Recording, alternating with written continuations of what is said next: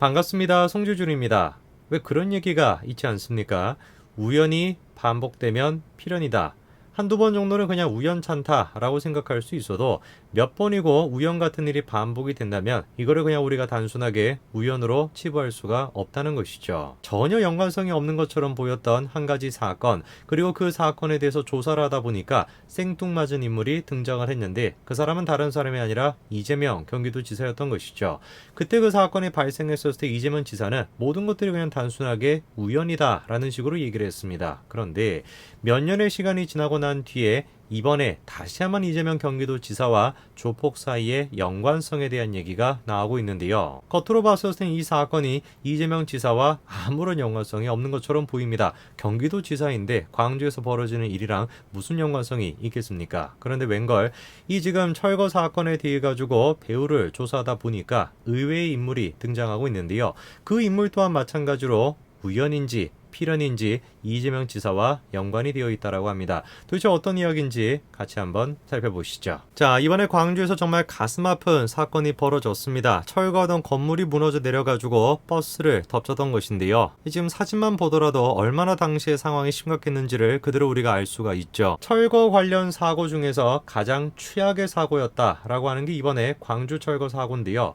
이 사고가 어쩔 수 없는 사고였다라고 한다면 말할 게 없겠습니다만, 불행하게도 이번 사고 또한 마찬가지로 막을 수 있는 사고였다라고 하는 지적이 나오고 있습니다. 자, 일단 지금 철거 과정을 좀 보시게 되면은 건물의 뒤편을 먼저 철거를 했습니다. 그리고 만들어진 성토체를 기반으로 해가지고 건물 측면부터 해체를 하다가 건물이 무너져 내리게 된 겁니다. 일단 대부분의 전문가들은 저런 식의 철거 방식이 비상식적이다라고 얘기하고 있습니다. 너무나 위험한 철거 방식이라는 것이고요. 철거 방식에 문제가 있었던 것뿐만 아니라 안전수칙 또한 제대로 지키지 않았다라고 하는 지적이 나오죠. 자, 그때 당시에 지금 공사 현장을 보시게 되면은 별다른 안전망 없이 저런 상태에서 철거가 이루어졌던 겁니다. 그리고 대번에 지금 이런 얘기가 나오고 있죠. 안전점검표가 없었음에도 불구하고 철거 허가가 이루어졌다라는 겁니다. 당연히 우리가 의심해 볼 수밖에 없겠죠. 뭔가 광주 동구청과 다른 어떤 철거와 관련된 사람이 모종의 뒷배에서 계약을 맺어가지고 이런 식으로 허술하게 지금 허가를 내준 거 아닌가라고 의심해 볼 수밖에 없겠죠. 실제로 지금 그 뒷배로 지목되는 사람 중에 한 사람이 바로 이 사람입니다. 다른 사람이 아니라 문흥식 5.18 구속부상자 회장인데요. 구속부상자회 이렇게 얘기하니까 이거 뭐 하는 것이냐 잘 모르시는 분들이 많으실 겁니다.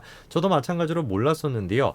5.18과 관련돼 가지고 대한민국에 3개 정도의 큰 단체가 있다라고 합니다. 그런데 그 단체 중에서 가장 큰 규모를 자랑하는 게 바로 저 단체라고 하고요. 그 단체 회장이 바로 문흥식 씨입니다. 그런데 이 문흥식이라고 하는 사람 예사 사람이 아닙니다. 일전에 다음과 같은 기사가 나온 적이 있었습니다. 조폭 출신이 5.18 구속부상자 회장을 맡았다라고 하는 것인데요. 그 조폭이 다른 사람이 아니라 바로 문흥식 씨였습니다. 근데 이분과 관련돼 가지고 예전부터 계속 논란이 있었습니다. 특히나 올해 5.18에도 이런 식의 몸싸움까지 있었는데요. 이유가 뭔지를 보니까 문흥식 회장이 이사회나 총회를 거치지 않고 독단적으로 몇몇 업체와 전국 파출소 폐소 부지를 개발하는 계약을 맺었다라는 게 논란이 됐던 겁니다. 이사회가 됐건 정상적인 절차를 지키지 않고 문흥식 회장이 독단적으로 몇몇 업체와 계약을 맺었다라고 하는데요. 저 내용은 이번에 광주 철거 사건과 연관성이 있는 것일까요? 일단 경찰은 다음과 같이 바라보고 있습니다. 철거 공정 하청사 선정에 부당하게 개입을 했고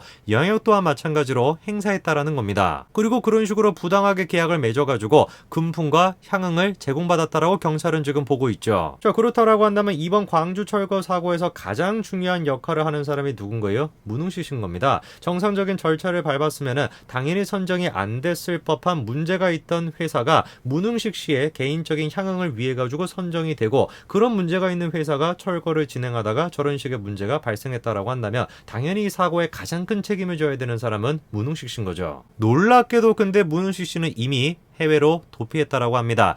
입건되기 이틀 전에 이미 해외로 도피했던 것이죠. 경찰이 무능력한 게 아니었다라고 한다면은 문흥식이라고 하는 사람에게 이런 식의 사실을 미리 귀띔해준 사람이 있었던 거 아닌가라고 하는 생각이 듭니다. 그도 그럴 것이 문흥식이라고 하는 사람이 그냥 단순하게 조직회의 회장을 맡고 있는 사람이 아닙니다. 정치계에도 굉장히 영향력이 큰 사람인데요. 자, 보이십니까? 행사장에서 문재인 대통령과 정의용과 나란히 서 있는 사람이 바로 문흥식 회장입니다. 그런데 여기에서 우리가 살펴봐야 되는 인물이 한 사람이 더 등장을 하는데요. 그 사람은 다른 사람이 아니라 바로 이재명 경기도 지사입니다. 두 사람의 사이가 굉장히 지금 각별해 보입니다. 그쵸? 어떻게 된 것인지 손까지 지금 꼭 붙잡고 있죠. 아까 전에 제가 말씀을 드린 것처럼 우연도 반복되게 되면은 필연이다 라고 생각할 수밖에 없습니다. 왜 도대체 다른 정치인이 아니라 이재명 경기도지사와 관련돼서는 저런 식으로 조폭과 계속해가지고 연관성이 나타나는 것일까요? 여러분 아마 기억하시는 분들도 계실 겁니다. 당시에 그것이 알고 싶다가 이재명 경기도지사와 조폭 사이의 연관성에 대해 가지고 보도를 했던 것인데요. 해당 사건은 파타야 사건의 희생자였던 임동준 씨의 사건으로부터 시작이 됩니다. 당시 IT 회사에서 근무하고 있던 임동준 씨는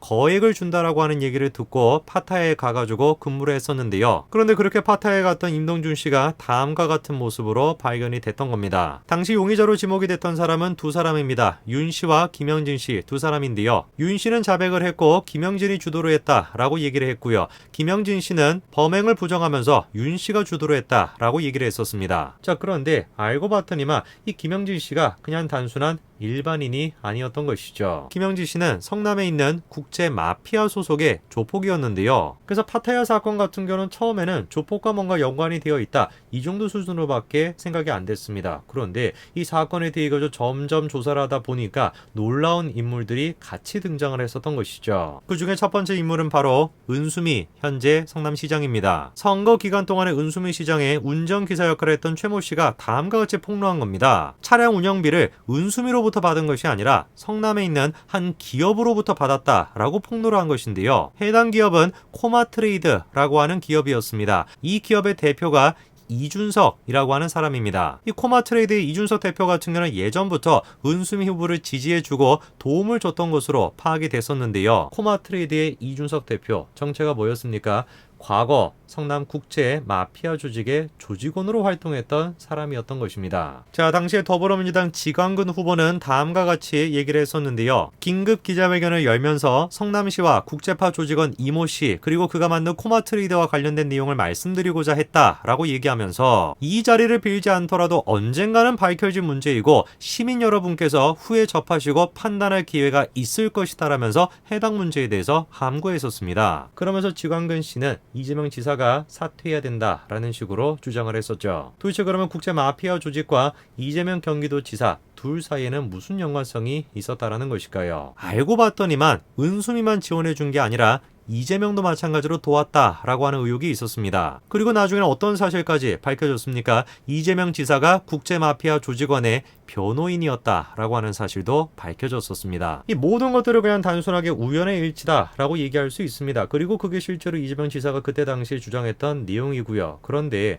우연의 일치라고 한다면 그냥 가만히 놔두고 우연이었다라고 해명하면 될 노릇인데 당시 이재명 지사는 어떤 모습을 보여줬습니까? 그러면서 이렇게 얘기하죠. 위쪽에 전화를 좀 해가지고 죄송합니다. 원래 제가 그런 거 안 하는 사람인데 이거 혹시 녹음해서 쓸 건가요? 이렇게 얘기하죠. 글쎄요. 한 번 발생한 것은 우리가 우연이다 라고 치부할 수 있지만 비슷한 지금 논쟁이 두 번 연속 이렇게 발생한다라고 한다면 이게 그냥 단순하게 우연이 아니라 필연인 것은 아닌지 한번 생각해 봐야 될 것 같습니다. 오늘까지 말씀드리겠습니다. 감사합니다.